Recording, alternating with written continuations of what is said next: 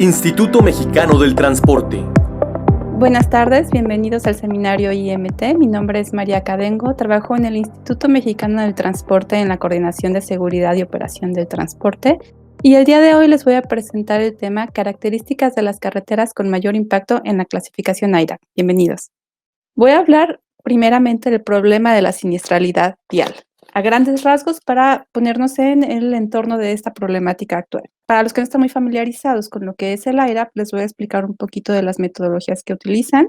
El AIRAP es una asociación que creó 4 protocolos. Uno de ellos es la clasificación de las carreteras con respecto a su seguridad, asignándoles estrellas, es decir, de una manera similar a como se hace en los hoteles. Se daría una clasificación de 5 estrellas a una carretera que tiene buenos estándares de seguridad vial y a una que tiene las peores condiciones de seguridad se le daría 1 estrella. Ahorita vamos a explicar un poco más de ese tema y vamos a terminar explicando las características de las carreteras que tienen mayor influencia o impacto en esta clasificación que nos propone AIRAP.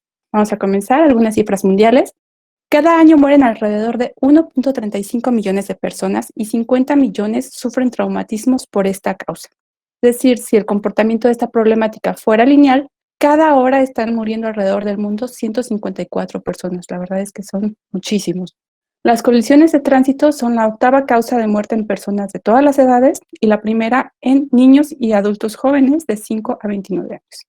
Más del 50% de las personas que mueren por siniestros de tránsito son personas que no estaban, digamos, que conduciendo un vehículo como un auto, como un camión, sino peatones, ciclistas y motociclistas. El riesgo de morir por esta causa es 3 veces superior en los países de ingresos bajos que en los ingresos altos. Aquí les muestro un mapita a nivel mundial cómo está esta clasificación para el 2020 de acuerdo a las cifras que nos da el Banco Mundial. El Banco Mundial clasifica a los países en ingresos altos, ingresos bajos e ingresos medios, medios altos y medios bajos. En este caso, México está clasificado como un país de ingresos medios altos. A pesar de que los países de ingresos bajos y medianos tienen aproximadamente el 60% de los vehículos del mundo, en ellos se producen más del 93% de las defunciones relacionadas con accidentes de tránsito.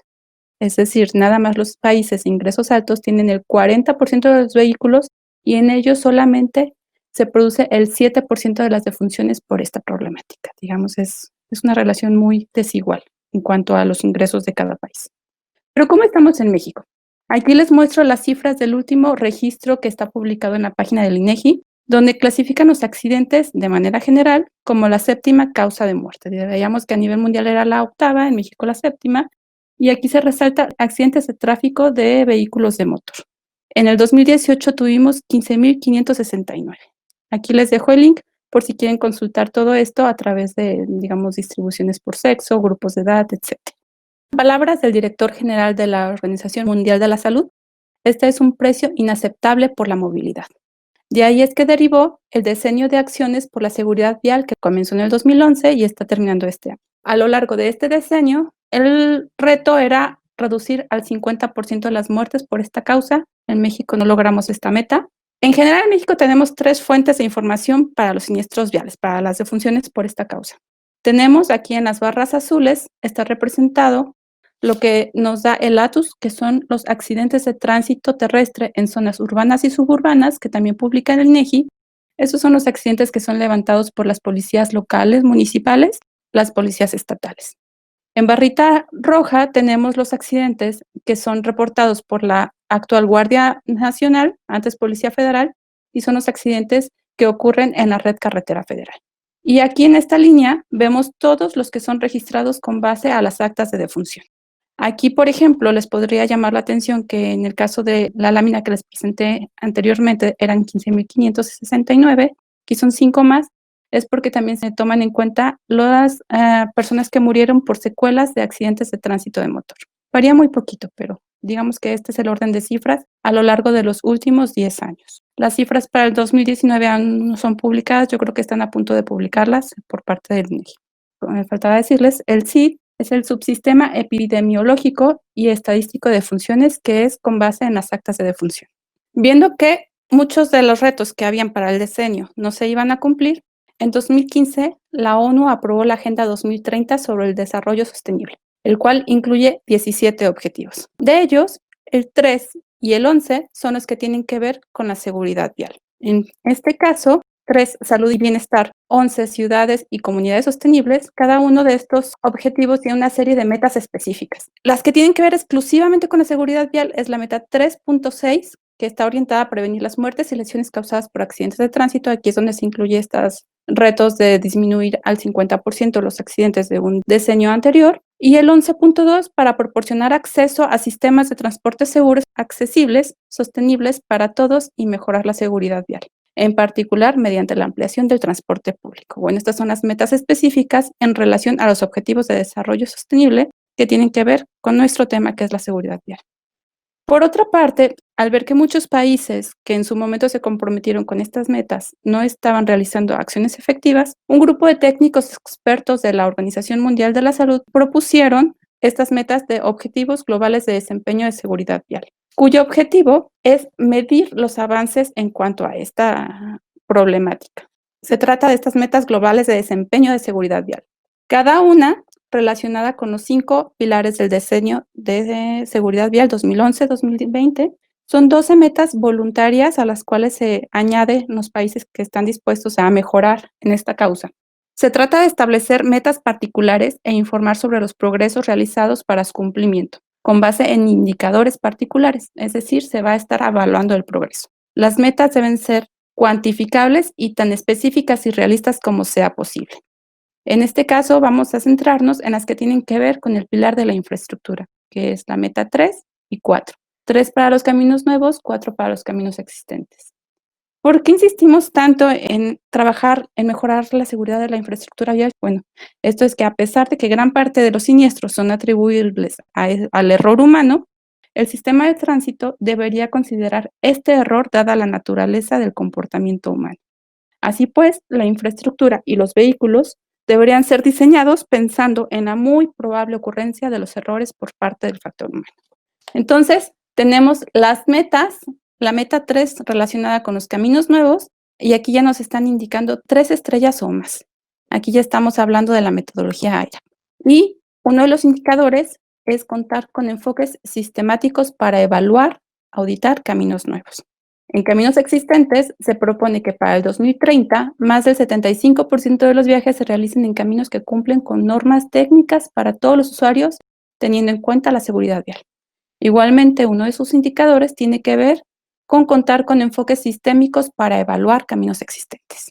Aquí ya estamos empezando a hablar de el AIRA. Y lo más reciente que tenemos en este sentido es la Declaración de Estocolmo, la cual dictó que se pretende reducir las muertes por choques y atropellamientos en al menos 50%, ahora con miras al 2030, en sintonía con los Objetivos de Desarrollo Sostenible. Aquí les dejo la liga también en donde México también se anexa a estas nuevas metas.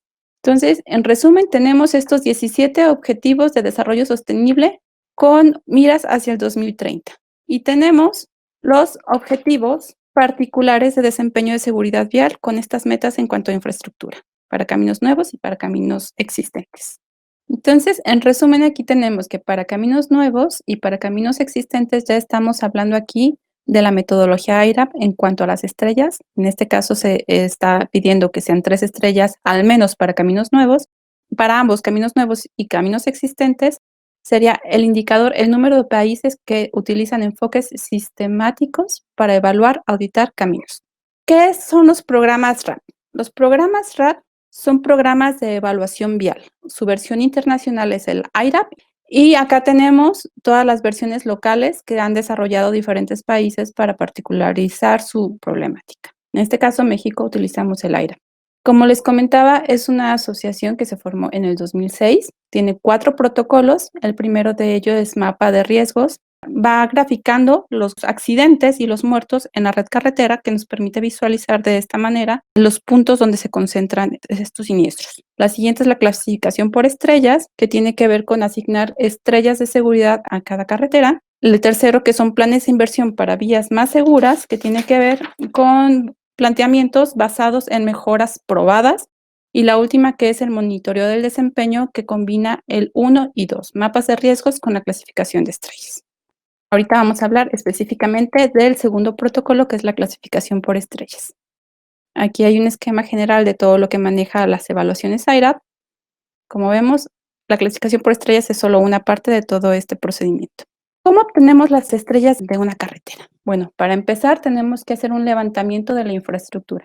Vamos a la infraestructura, la grabamos en un vehículo a nivel del conductor y posteriormente en escritorio vamos a codificar esta información que levantamos. Es muy importante que la manera en cómo levantemos esta información nos diga exactamente su ubicación. ¿Por qué? Porque se codifica cada 100 metros y tenemos que identificar exactamente en dónde están esos 100 metros.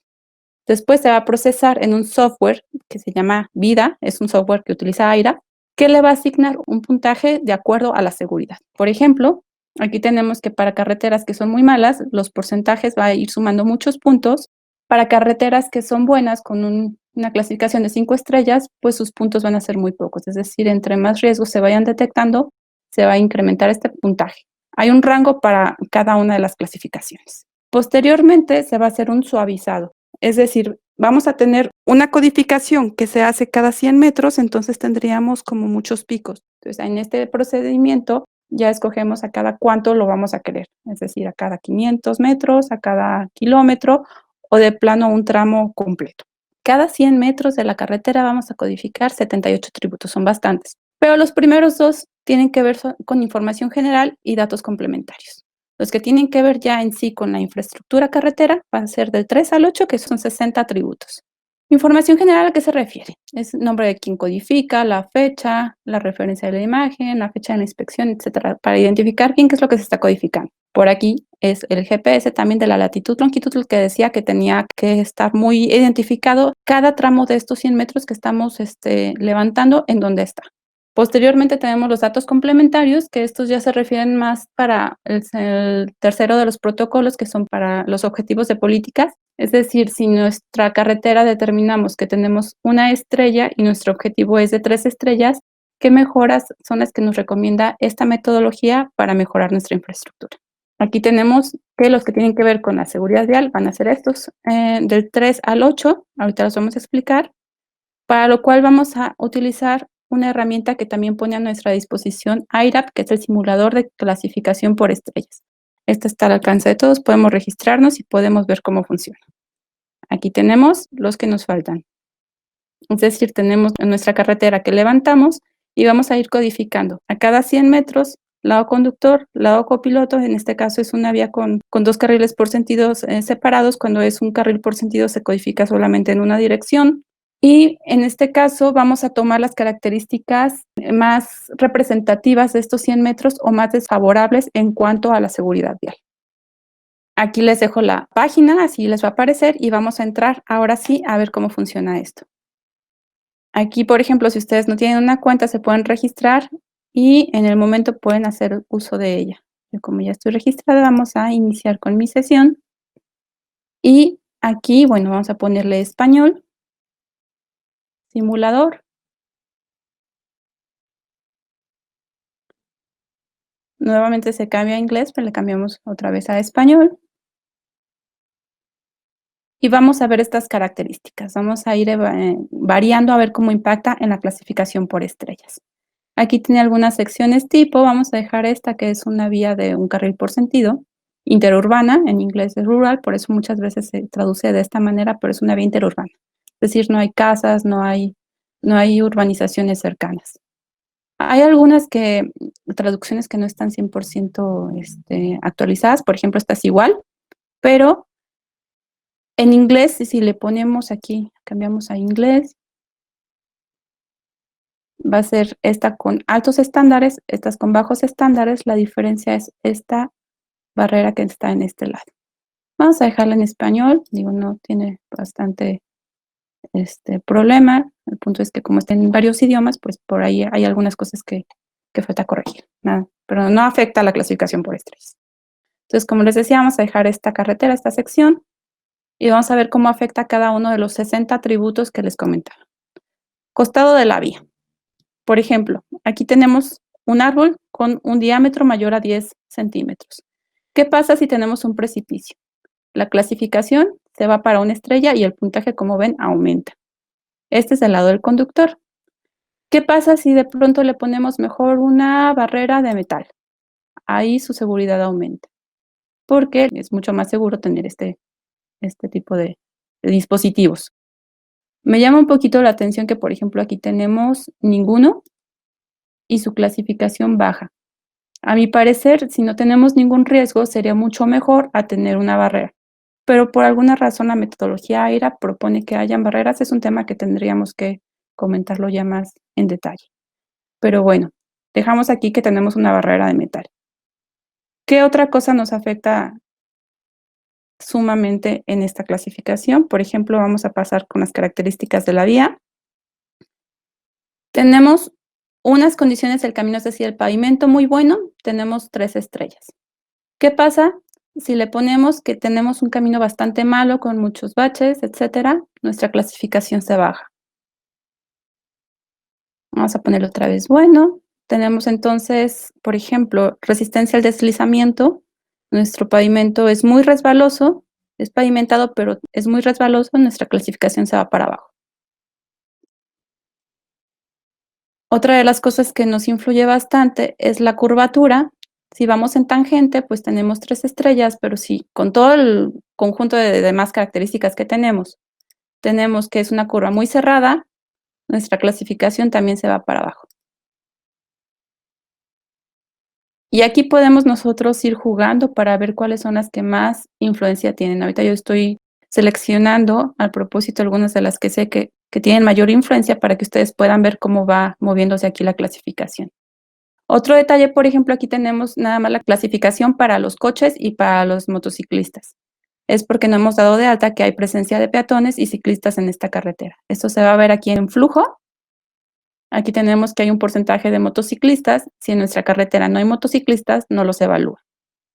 Generalmente hay un poquito, vamos a dejarle este rango.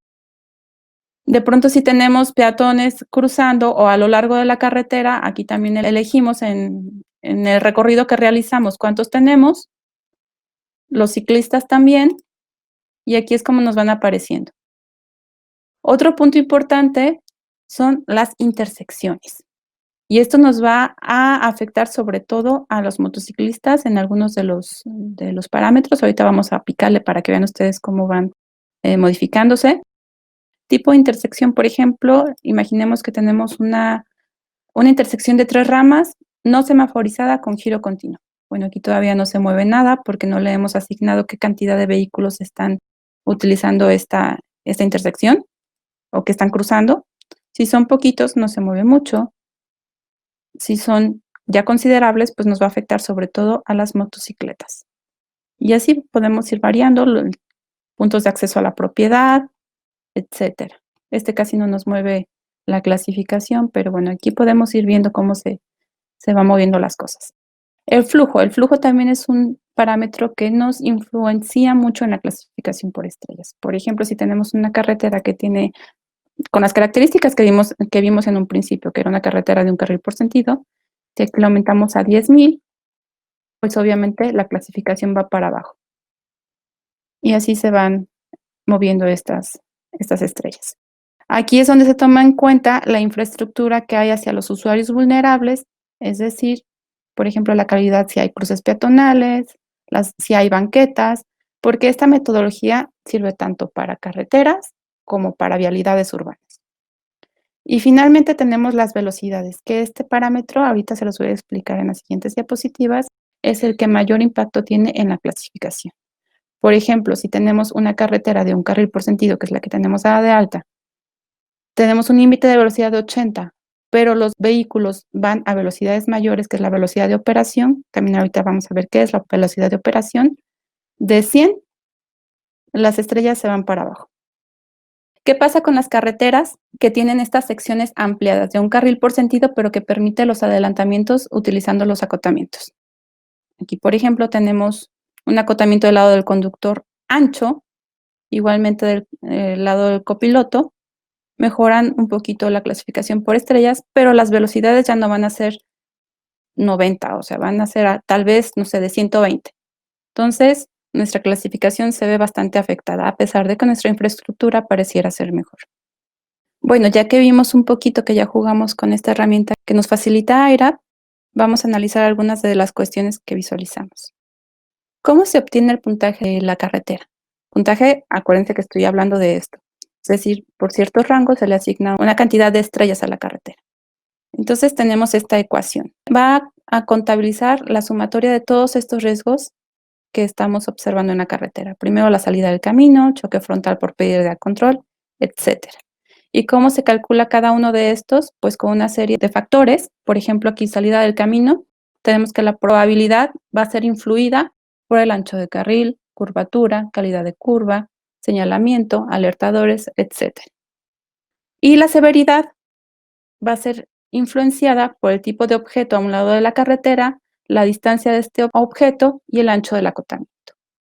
Es decir, cada uno tiene su metodología, también todo está en internet y ahorita les voy a decir en dónde se encuentra. Pero aquí tenemos un par de denominadores comunes. La velocidad de operación influencia en todos y la influencia del flujo. Esto para el caso de los automóviles. Hay una ecuación diferente ya sea para los motociclistas, ciclistas y peatones. Aquí, por ejemplo, ya les muestro lo que en sí el IRAP nos da como la ecuación para el cálculo de estrellas por parte de los vehículos. Todo esto está en este link, aquí se los dejo. Aquí, por ejemplo, estamos viendo lo que les comentaba en la diapositiva anterior, como un denominador, la velocidad de operación y la influencia del flujo externo, que aquí lo vamos a estar viendo en cada uno de estos, que estos se están multiplicando y es la sumatoria que les comentaba en la diapositiva anterior. Aquí otros de los que vimos que tienen gran impacto en el simulador, por ejemplo, la condición del camino, el grade, que es la pendiente, la resistencia al deslizamiento, el coeficiente de fricción, y por ejemplo aquí también tenemos los objetos laterales y la distancia, el peligro que hay en las laterales del camino. Tenemos que las características con mayor impacto para todos los usuarios, en este caso vamos a analizar dos en particular, que son la velocidad de operación y la severidad lateral. ¿Por qué hago hincapié en estas dos? Bien, por ejemplo, la velocidad. Pues los automóviles actuales cada vez desarrollan velocidades mayores, sin embargo, es que las capacidades humanas no han evolucionado con la misma rapidez. Es decir, las velocidades que desarrolla un vehículo en este momento superan por mucho los que desarrollaban los vehículos hace 100 años, pero nuestra visión, nuestra capacidad para estar atentos, pues no ha variado gran cosa. De esto deriva la importancia de considerar la velocidad como una limitante en el diseño y operación de las carreteras. La velocidad es un factor elemental al momento de concebir una carretera. A ella dependen las características geométricas y requerimientos técnicos de los dispositivos y del equipamiento que le vamos a poner a la carretera, es decir, las barreras, etcétera, el señalamiento. Bueno, vamos a hablar ahora sí de qué es la velocidad de operación que estábamos observando que influye un montón en el simulador. Tenemos dos velocidades en el simulador, que es la velocidad límite y la velocidad de operación. Para el cálculo de estrellas va a tomar el mayor de estas dos velocidades. Generalmente la velocidad de operación va a superar la velocidad límite en el caso de nuestras carreteras, en carreteras mexicanas. Bueno, la velocidad de operación es la máxima velocidad a la cual un vehículo puede viajar en un tramo de camino bajo condiciones prevalecientes favorables de tránsito y atmosféricas, es decir, que no esté lloviendo, que no haya tráfico, etcétera. El cálculo de esta velocidad se obtiene a través del percentil 85 de las velocidades de punto, es decir, se hace un estudio de velocidades a través de estas radares, que no es nada más tomar, no sé, una muestra de 5 o 10, sino se hace una metodología con base en la confiabilidad que queremos del estudio y de la desviación estándar de nuestra muestra, etcétera. Más o menos podría decirse que unas 100 tomas de velocidades podría ser representativo. Para un nivel de confianza tal vez de 95, digo, depende, habría que hacer el estudio de velocidades. Y bueno, la velocidad de operación, ¿a qué se refiere? Tenemos que, en este caso, tenemos nuestra serie de velocidades de punto y va a ser una velocidad, digamos que puntual, y aquí se van a agrupar por rangos, es decir, tenemos una velocidad desde 52.5 a 57.5, pues lo vamos a agrupar en una velocidad de 55. Y así vamos formando nuestra grafiquita. Vamos a tener un comportamiento tipo normal, una distribución normal, parece una campana de Gauss, lo que vimos en estadística. ¿Y qué va a ser el 85 percentil? Si nuestra área este es el 100%, pues es el 85%. Es decir, en otras palabras, es la velocidad máxima a la que viajan el 85% de los usuarios de la muestra que hicimos. La velocidad de operación no es una variable que funcione de manera aislada, pues es influida por las características generales del camino. En particular, es influenciada por la sección transversal, ya que esta modula las expectativas de los usuarios respecto a la función de la carretera. Por ejemplo, tenemos esta vía con una sección transversal muy amplia, pues esta invita a los usuarios a ir a velocidades mucho más amplias que las propias del diseño de la carretera, es decir, que no se corresponden con el alineamiento horizontal ni vertical, por lo cual pues se desarrollan ahí situaciones peligrosas. Por ello, cada elemento del diseño geométrico, alineamiento horizontal, vertical, la sección transversal y sobre todo la coherencia entre estos tres aspectos, así como el equipamiento, debe ser compatible con la función de la carretera, que determinará la velocidad que desean los conductores, que es la que se va a desarrollar. Aquí tenemos otro ejemplo, es una de las carreteras que les comentaba en el simulador, una carretera ampliada que permite los rebases utilizando los acotamientos. Aquí, ¿qué vamos a tener? Velocidades amplias, llegando a tener este tipo de situaciones que también son muy peligrosas, provocan accidentes de frente con vehículos con una masa muy grande. Entonces, el resultado es un accidente fatal. Bueno, vamos a hablar ahora de la severidad lateral. La clasificación por estrellas también castiga mucho la presencia de situaciones de alto riesgo en las zonas laterales cercanas a los carriles de circulación, corrigiendo sistemáticamente estos riesgos, sobre todo lo que tiene que ver con los riesgos que están a menos de 10 metros del carril de circulación más próximo, se logrará mejorar significativamente la clasificación por estrellas y en consecuencia pues la seguridad de nuestra vía. Aquí les presento una grafiquita que nos dice más o menos cuáles son las características que nos dan más y menor seguridad. Como lo veíamos en el simulador, el precipicio es el que nos castiga mucho la clasificación por estrellas, seguido de esto que está en rojo. Y bueno, aquí como les comentaba, en mi parecer, pues ninguno, es mejor no tener ningún riesgo, porque en sí la barrera pues ya es un riesgo que estamos colocando cerca a la carretera. Las barreras no nos van a servir para evitar accidentes, nos van a servir para disminuir las consecuencias de los posibles accidentes que se puedan desarrollar. Aquí tenemos un ejemplo. Tenemos un pedacito de barrera que la colocaron para proteger este pilar del puente. Como vemos en este caso, o sea, en este momento en particular, la carretera no tiene mucho tránsito, los usuarios peatones pues van a preferir cruzar a nivel que hacer uso de este puente, que en sí está constituyendo un riesgo para los usuarios conductores. Además, tenemos es que no están separados los sentidos de circulación. Aquí lo que podría desarrollarse es la volcadura de un vehículo que vaya distraído o que se vaya durmiendo. Y además tenemos una vía que se está conectando. Es decir, aquí para tratar de colocar una infraestructura para otro tipo de usuarios, los usuarios peatones, que no están haciendo uso de ella porque no los invita a utilizarlas. Estamos creando un riesgo para todo. Incluso estamos aquí restringiendo la visibilidad de los conductores sobre esta calle que se está incorporando, que de hecho aquí tampoco se ve que tenga suficiente ancho de funcionamiento la barrera, entonces no nos está ayudando de nada esto. Acá tenemos otro ejemplo, se colocan unos pedacitos de barrera porque hay una obra de drenaje, pero pues en sí constituyen un riesgo peor que al no ponerlas. Aquí es importante mencionar, en la normativa referente a las barreras, las propone solo y solo si la colisión contra la barrera produjera menor daño que el choque directo contra el objeto lateral, que es un peligro, pues. Cuando no sea económicamente reubicar o de plano remover este peligro. Entonces, acá tenemos un ejemplo de los peligros que pueden suscitarse por este hecho, así como los choques frontales contra los árboles. Los árboles nos ayudan bastante al paisajismo, la verdad es que se ve más agradable conducir en estas condiciones, pero en este caso tendría que estar protegido todo el largo de donde estén los árboles para evitar un posible choque frontal contra ellos por alguna distracción, porque se te ponchó la llanta, tal vez ibas somnoliento y chocaste, digo, se refieren al factor humano, pero vamos a recordar que la infraestructura tenemos que considerar que somos humanos y hasta que no aparezcan al 100% los vehículos autónomos, tenemos que estar pensando en que los humanos nos equivocamos. Aquí les pongo un ejemplo porque muchas veces no nos queda muy claro por qué es el peligro de este tipo de barreras. Se producen este tipo de accidentes. Con la velocidad, esto no es más que un cuchillo que entra en nuestro vehículo. Acá tenemos otros ejemplos, pedacitos de barrera que de hecho en la normativa nos indica una distancia mínima, esta no cumple con la distancia mínima que nos pide. Tal vez aquí hay una obra de drenaje, pero en sí estas barreras están constituyendo mayor riesgo que si no pusiéramos estos pedacitos.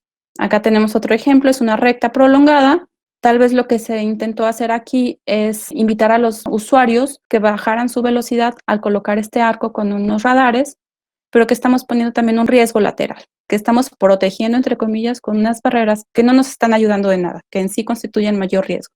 Y bueno, las recomendaciones generales. Tenemos que tener atención en las zonas laterales. Es decir, no es nada más prestar atención a que tengamos una superficie de rodamiento regular, que es el siguiente punto, es muy importante, pero no es lo único. Tenemos que tener un pavimento sin irregularidades y con buen coeficiente de fricción, pero tenemos que tener atención también a las zonas laterales. Vamos a procurar, en la medida de lo posible, que sean vías con sentidos de circulación separado. Cuando por razones económicas o que es una vía que no tiene mucho tránsito, no sea factible, hay que evitar en toda la medida de lo posible que en estas carreteras que no tienen los sentidos de circulación separados, que no se desarrollen velocidades altas, como es el caso de las carreteras que les comentaba que permiten el rebase utilizando los acotamientos. Después, el control de accesos. Tener mucho cuidado con los accesos, ya sea a gasolineras, accesos privados, etcétera. Atención con las intersecciones y retornos que muchas veces también descuidamos y sobre todo, todo en función a la velocidad. Bueno, ya nada más para concluir, tenemos las conclusiones. No hay secretos para mejorar la seguridad de una carretera. Es simplemente cuestión de evitar colocar peligros en o próximos a la vía, considerando la interacción de la velocidad con las capacidades humanas. La metodología AIRAP castiga en la calificación por estrellas las vías que representan un riesgo evidente ante un siniestro que es posible considerando el factor humano, así como cualquier característica que propicie choques frontales. Muchísimas gracias por su atención. Cualquier cosa, aquí está en el contacto. También pueden dejar cualquier comentario en redes sociales. Hasta luego. Instituto Mexicano del Transporte.